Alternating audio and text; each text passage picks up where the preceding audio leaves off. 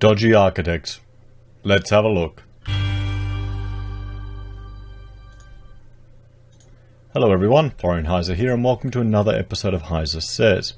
Now, yesterday I spoke about dodgy certifiers, and in that video I said I would talk about dodgy architects. I mean, I can't leave my own profession out of this, can I? And here's an example. Now, this is from a few years ago, so it's not the latest breaking news, but a lot of people may not have read this. It went through the profession, everyone heard about this, and I thought it would be good to share this with you because it really challenges the narrative that's being put forward today that just we need to register all the professionals because that will solve all the problems in the construction industry that we're having. Just more bureaucracy, more paperwork, more fees for these organizations. Yes.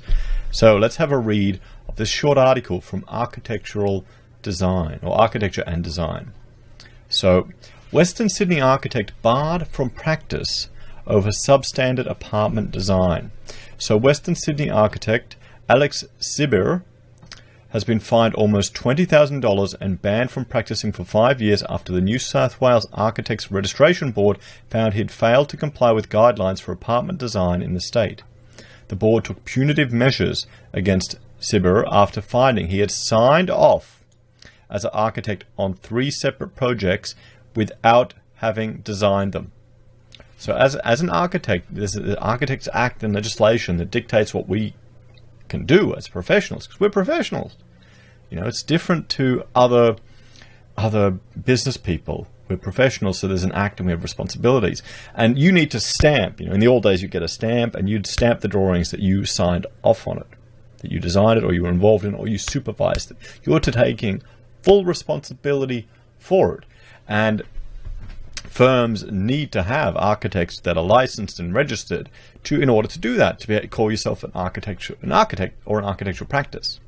Now, to be an architect, because I can call myself an architect because I'm registered in Queensland and I had to study at university, an accredited course.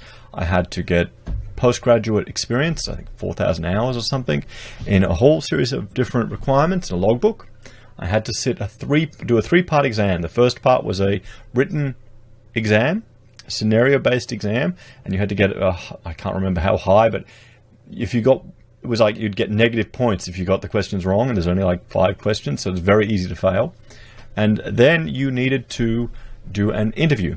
So the first bit was doing your logbook, where you had to record your hours. Then the second part was doing the written exam. Then there was the interview, where you had to sit in front of a panel of other architects. And I remember when I was doing my interview, they'd take you through a project, guiding a client from the beginning all the way through to the end.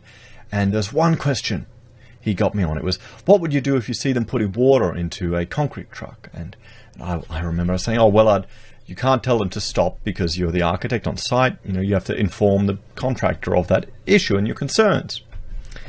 And then he said, good. But what you could also have is instructed them to do a sump test. I forgot to say that. Naturally, I went home thinking, I'd failed the interview. I'm never going to be an architect. And Rachel and I were going to the bottle shop because she'd actually registered a year before me. And I was going to buy a carton thinking, how can we start a practice? How can we do all this stuff without me registered? Because all my friends had been getting their emails saying they've passed. And I thought, oh crap, they're sending out all the successful people first and the failures, they're waiting till nighttime. But I got back and I passed. And fortunately, I'd bought a carton, so we enjoyed that. And I happened to bump into the architect who interviewed me a couple of years later at a dinner event.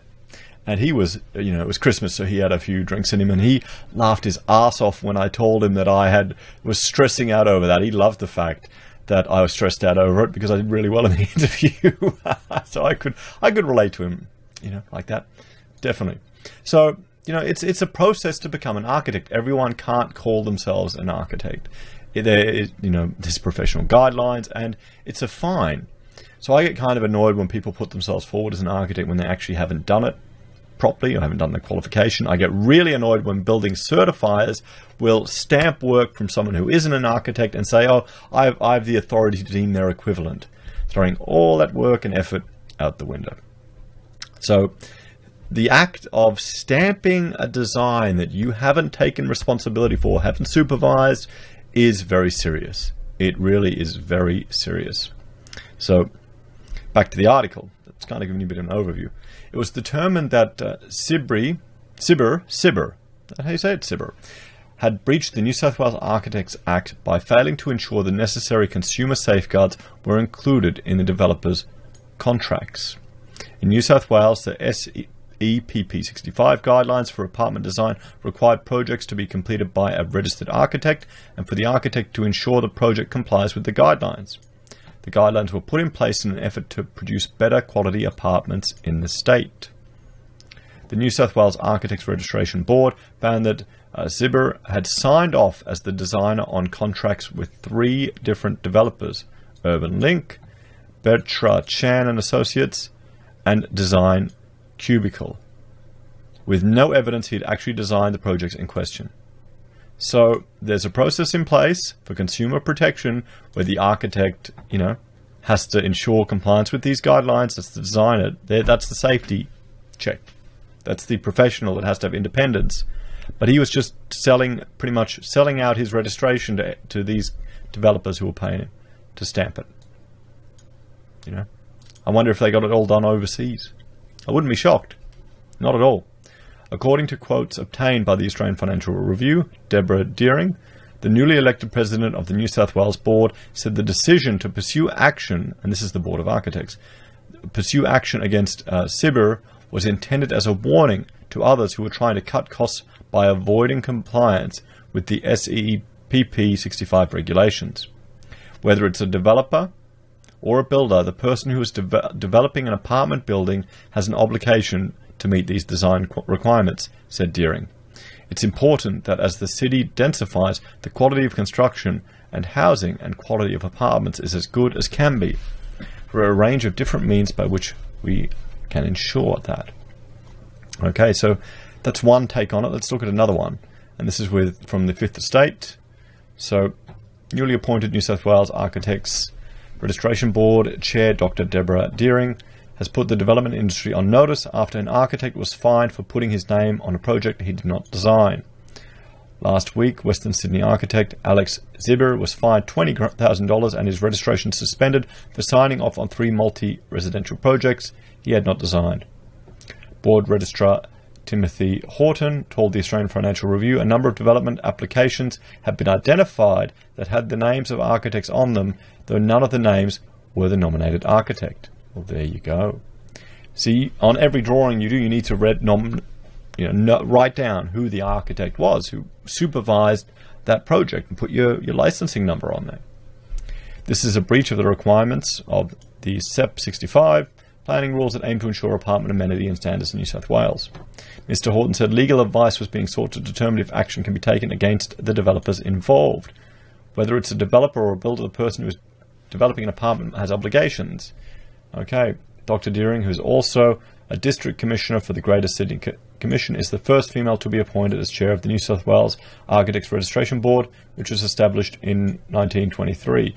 Well, we've had a female in charge for a while in Queensland here on the board. New South Minister for Innovation and Better Regulation, Matt Keane, also announced 2 additional appointments: Lend-Lease's Sarah Marshall, and Executive General Manager of Operations Support Engineer Peter Sanahal, Architecture and Environment Design Writer for Pocket Press.